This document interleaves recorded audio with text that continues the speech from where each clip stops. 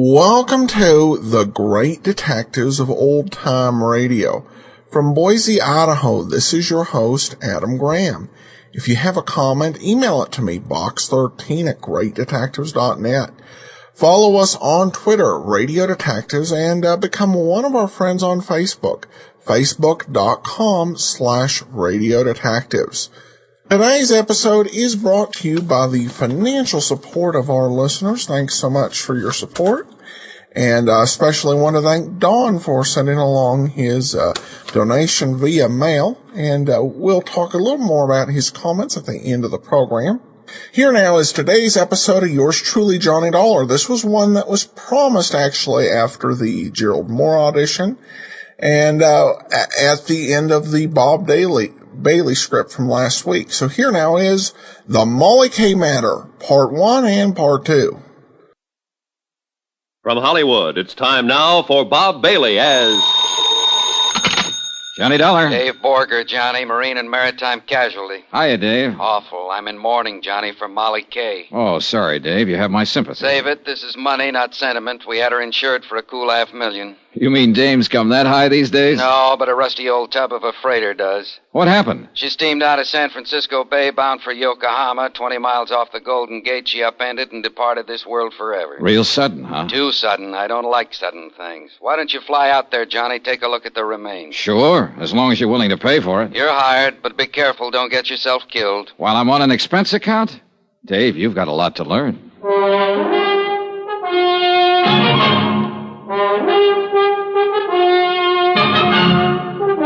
Tonight and every weekday night, Bob Bailey in the transcribed adventures of the man with the action-packed expense account, America's fabulous freelance insurance investigator. Yours truly, Johnny Dollar.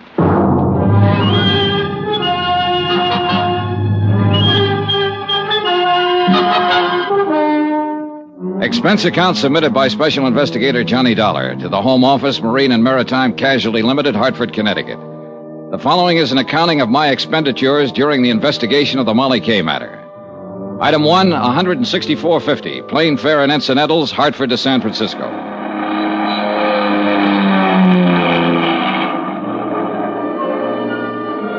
It was mid-morning when I landed, and the city on the Seven Hills glittered under the bright sun like a fabulous hoard of jewels.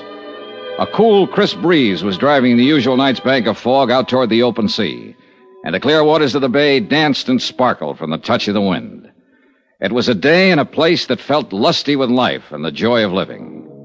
And yet 36 hours before, the freighter Molly Kay with a crew of 43 men had steamed out across this same bay, passed under the high arch of the Golden Gate Bridge, and disappeared into the gray oblivion of the Pacific, gone down to her death.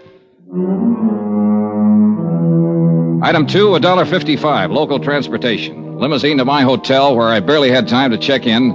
Then a taxi down to the foot of Market Street, where Harbor Master Tim O'Rourke, a grizzled old veteran of the port, was about to preside at a preliminary board of inquiry in the ferry building. All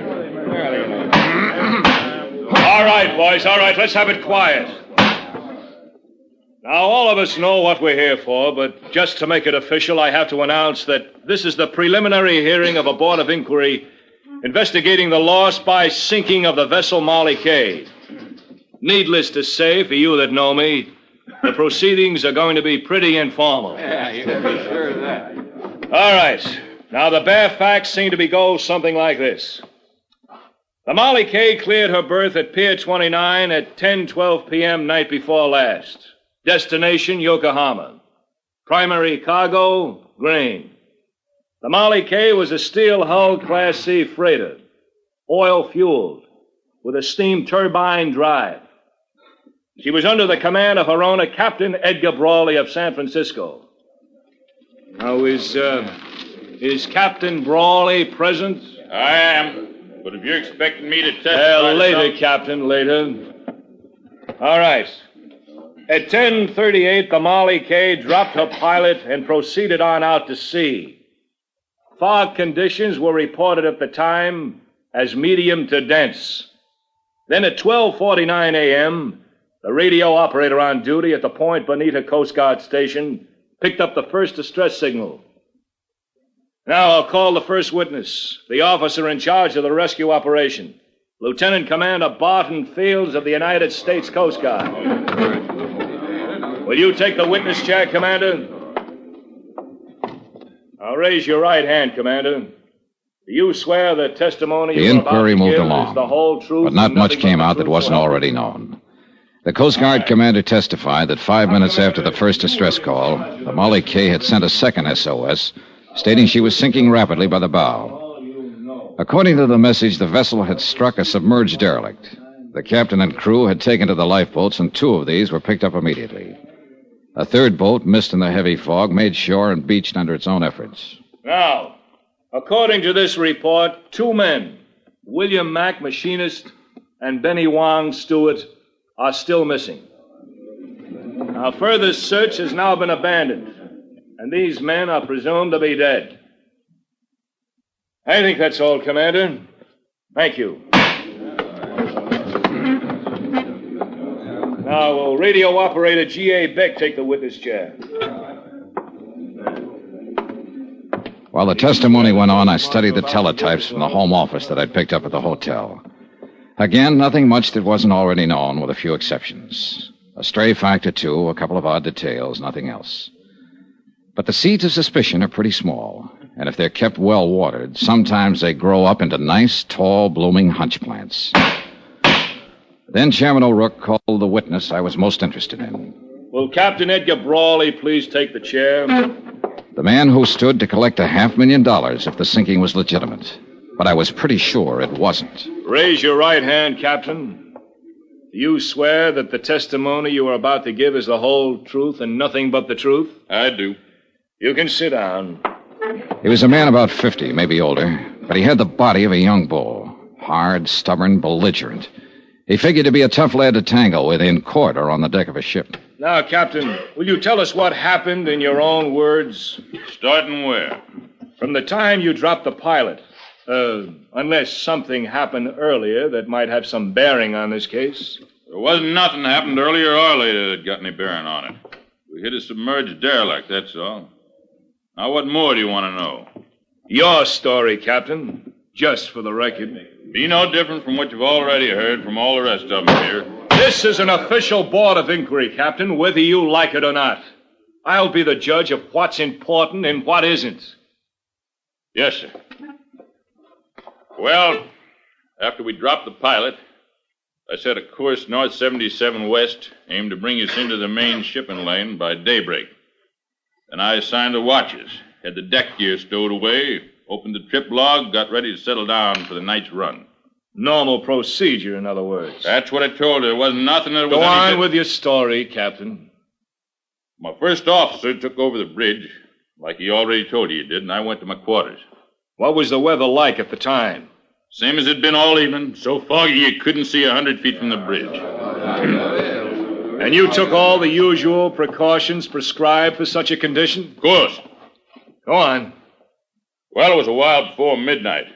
I was still in my quarters, awake in my bunk when she hit. It was a big crash, like a torpedo had took us, and the lights went out.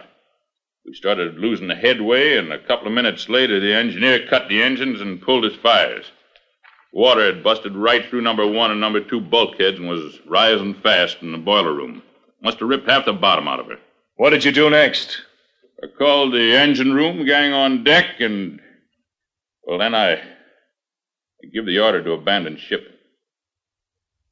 She sank less than 10 minutes after we got the boats off. Well, I guess that's about the size of it.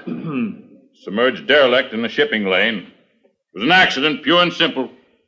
All right, Captain. I guess there's nothing Mr. more Chairman. we can... Mr. Dollar? I wonder if I could have your permission to ask the captain a few questions. Well, it's kind of unusual, but like I said, this is an informal hearing, so, Captain Brawley, Mr. Dollar is a special investigator for the insurance company that holds the policy on your ship. His position here is unofficial, of course, and you're under no obligation. It's up to you. Well, I've told you all I know about it. I got nothing to hide, if that's what you're talking about. Not one single thing. All right. Let him ask till he's blue in the face. Go ahead, Mr. Dollar. Thank you. Captain Brawley, we've heard quite a lot about your last sailing for Yokohama night before last. But there hasn't been any mention of the first time you started to leave, a little over a week ago. Had no bearing on this. Maybe not, but let's talk about it anyway.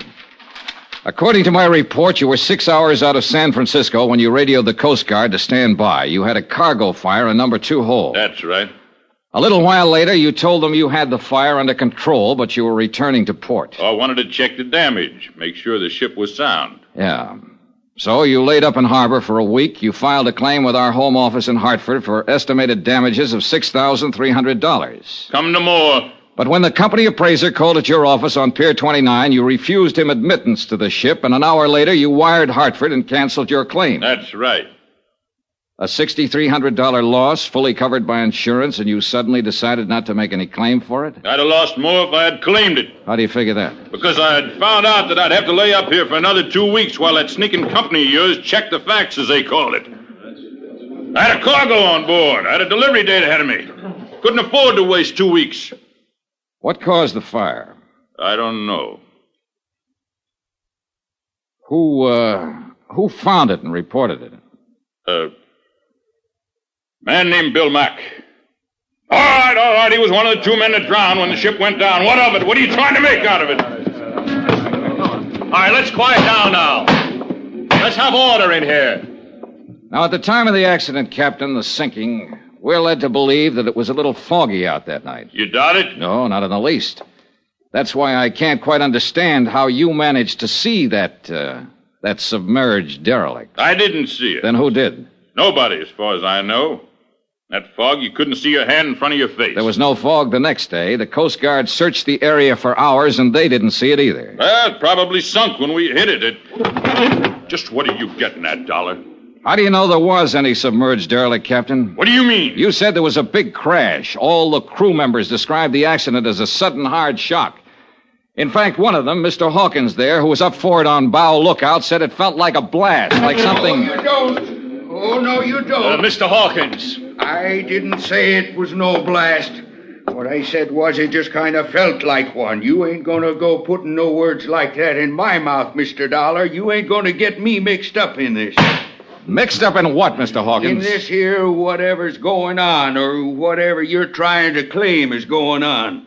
I just don't know nothing about it, about anything.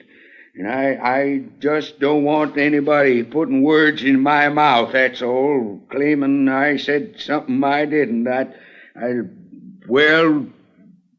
Just what exactly is it you're hitting at, Mr. Dollar? Not hitting, Captain. I'm saying it.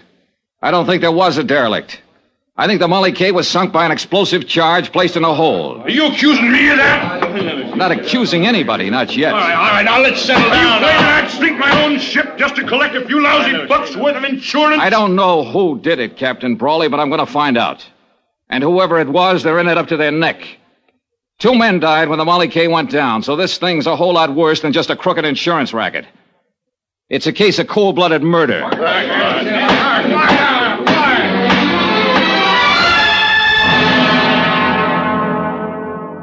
Outside, after the hearing adjourned, I turned west and walked along the Embarcadero. I looked at the crowds and the sunshine and the seagulls out over the bay. It was all brisk and bright and cheerful. But I felt cold in the pit of my stomach. They were scared in there, all of them, scared to death. The smell of fear in that hearing room was so thick you could cut it with a knife. And I meant to find out why.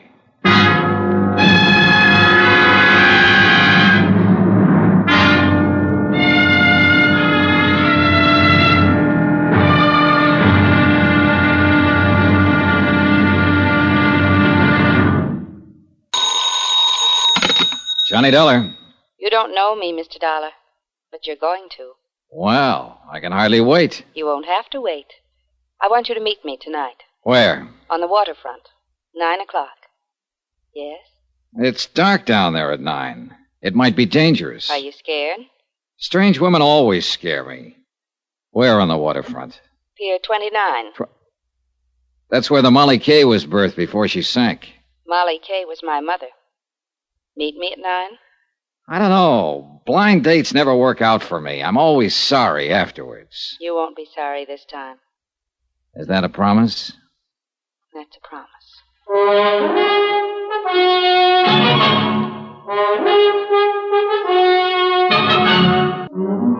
From Special Investigator Johnny Dollar, present location San Francisco, to the Home Office, Marine and Maritime Casualty Limited, Hartford, Connecticut. Assignment, the Molly Kay matter. Expense account continued. Item 3, $4.65. Food. I needed it. It had been a rough day, rough from the standpoint of legwork. I'd covered most of the usual sources and usual angles, and for all I learned, I might as well have stayed in bed. The freighter Molly Kay had sailed out of San Francisco Harbor and gone down in the Pacific, and nobody wanted to talk about it. They were all too busy shaking in their boots and looking over their shoulders, scared to death. I was even beginning to look over my shoulder. Item 4, 70 cents, taxi to the Embarcadero. Sure, I kept that blind date. I wouldn't have missed it for the world. Here, keep the change.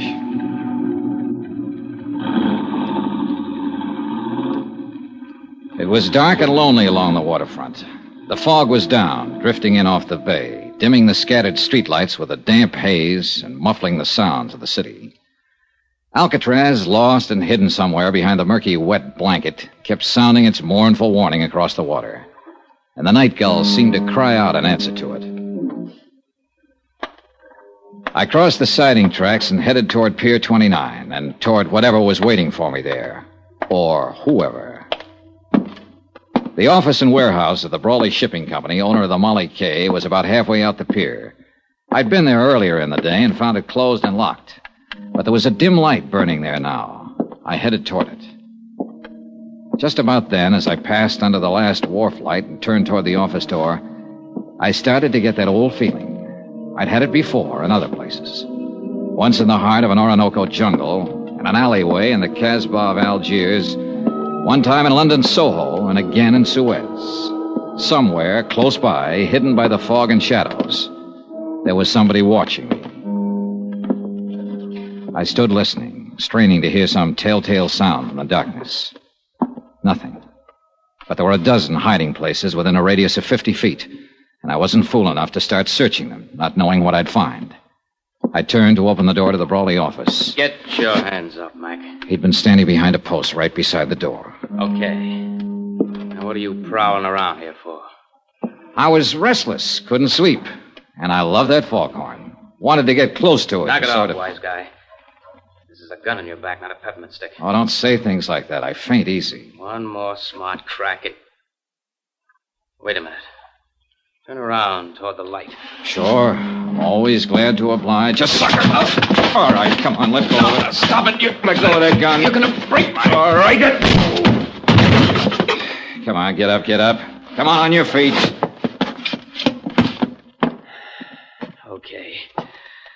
Okay, Dollar. So they're right about you. You are tough. Is that what they say? I've heard it around. Then how come you jumped me? I didn't know it was you, not till you turned toward the light. Just saw somebody was prowling around the office here. Who's there? What's going on?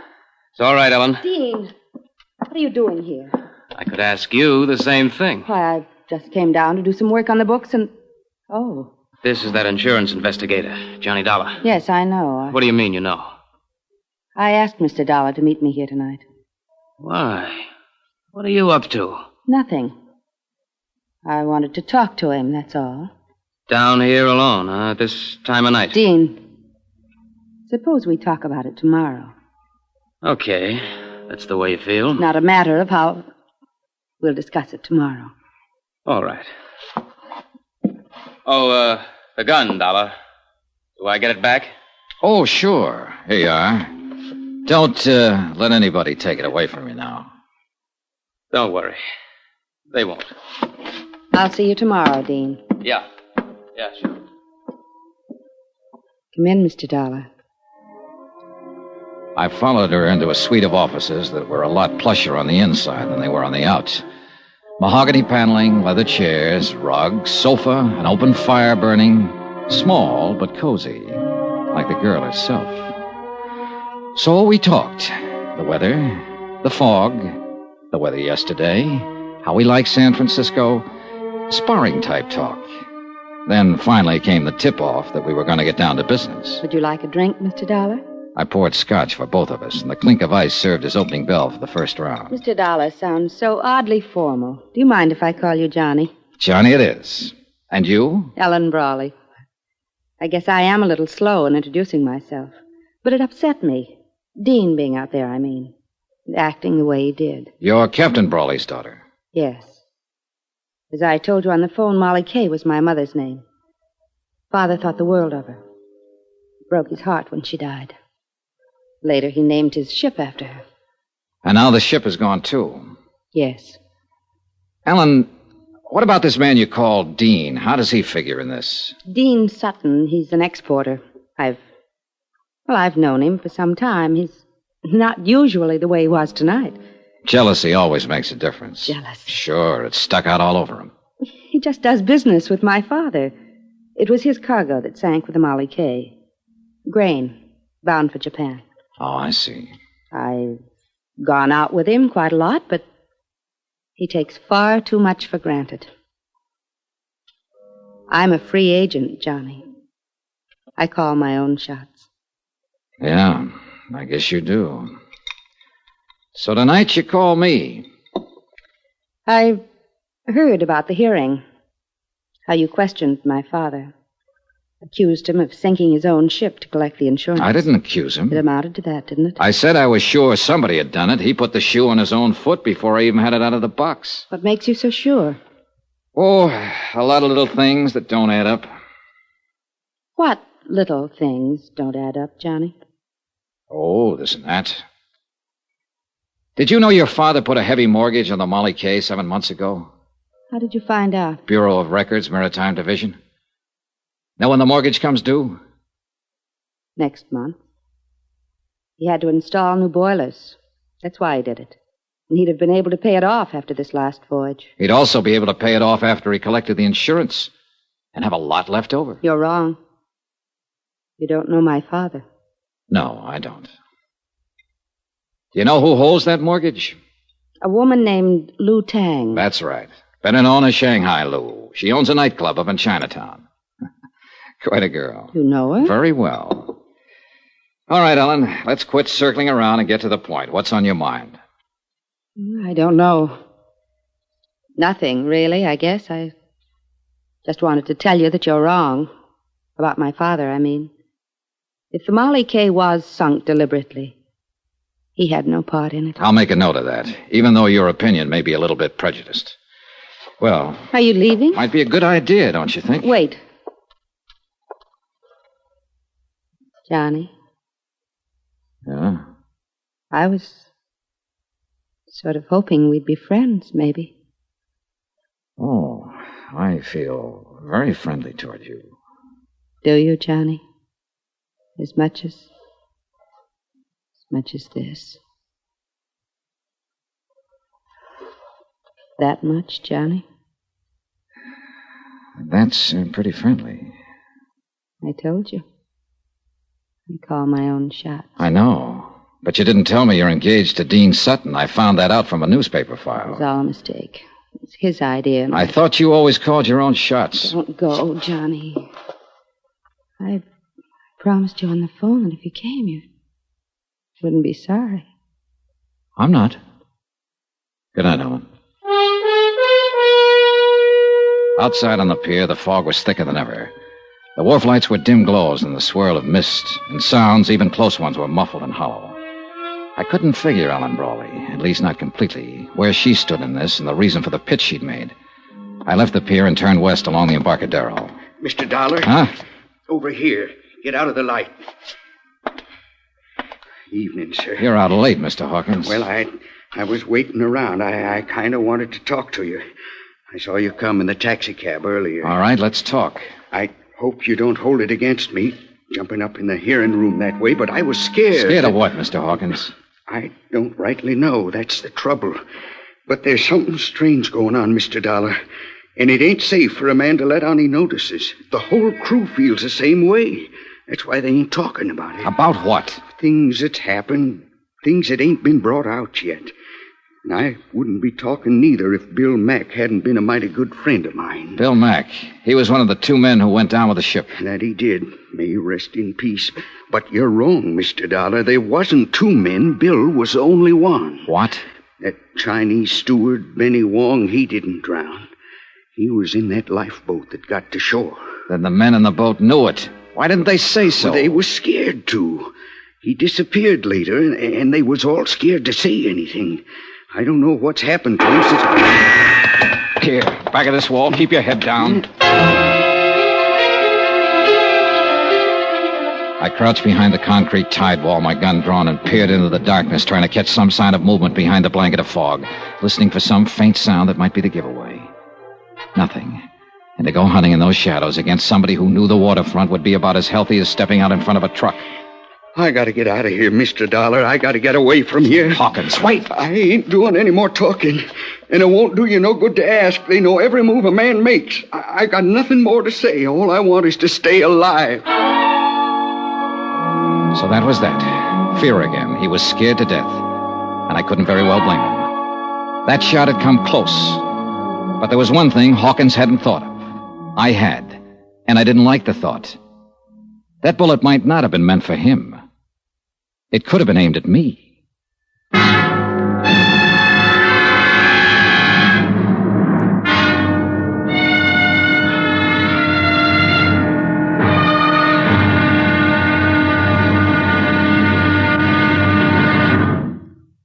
Now, here's our star, Bob Bailey, to tell you about tomorrow's episode of this story. Thanks. Tomorrow night we find out that a dead man can tell a tale. It all depends on how he died. Join us, won't you? Yours truly, Johnny Dollar.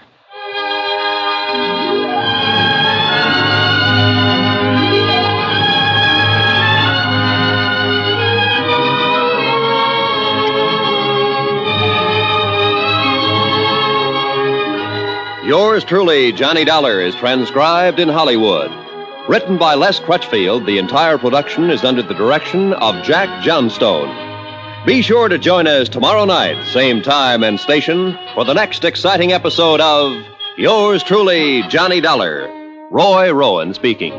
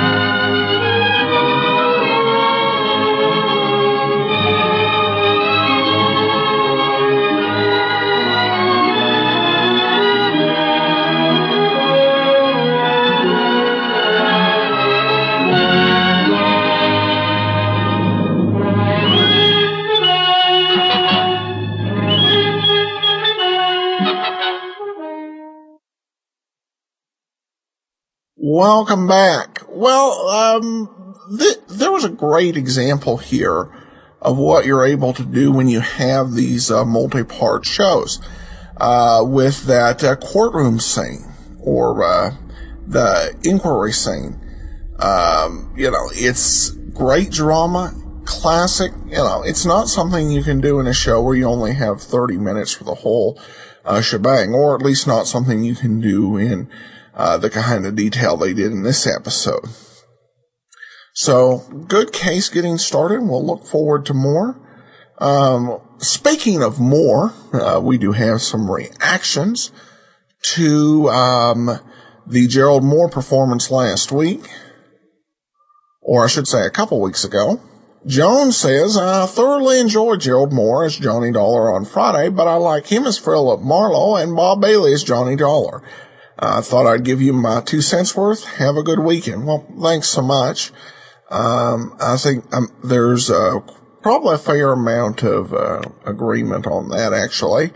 Then Bill says, I listened to the Trans-Pacific Matter starring Gerald Moore. I actually keep a spreadsheet of the OTR shows I've heard so that I don't duplicate them unless I wish to do so. As I searched under the title, I found the John Lund version. It was 515 that I heard on October 14th, 2011. And that's certainly correct. Although I've enjoyed many Philip Marlowe episodes with Gerald Moore, in this Johnny Dollar episode, he was far too much a tough guy rather than an insurance investigator. To date, John Lund was definitely been my favorite. Johnny Dollar, however, I'm looking forward to the Bob Bailey episodes. As always, keep up the great work. And I guess that is a point, and it may be one reason, or it may be a reason why the Trans-Pacific Matter really is not a great audition for Johnny Dollar. Because there are times when being Johnny Dollar calls for a good amount of toughness and action. There are also sometimes where tenderness, professionalism, that sort of thing, wide variety of different things needed. What happened in this case is you had a script that really only really gave a good opportunity to portray the tougher and tender. But I definitely feel that CBS made the right choice when they put Bob Bailey on. Then I received this from Don. He sent a letter. Adam, again, thank you for all your efforts. Found new old-time radio shows that I never had a chance to hear. Next to Johnny Dollar, I think Pat Novak for Hire is the best. At first, I did not like the commentaries, but I've learned quite a lot and find myself waiting for something new from each of them. Well, thanks so much for your support, Don. And this is actually about the third donation we've received through the mail in the past month or so. It has me kind of thinking about maybe it might be worthwhile to get a P.O. box for the show. Do you think that'd be a worthwhile idea or not? I'd love to hear from you on that. But that will actually do it for today. We will be back tomorrow with the adventures of Frank Race. And then join us on Wednesday where we continue the Molly K. Matter. In the meanwhile, send your comments to box13 at greatdetectives.net. Follow us on Twitter, Radio Detectives, and become one of our friends at Facebook, facebook.com/Radio Detectives. From Boise, Idaho, this is your host, Adam Graham, signing off.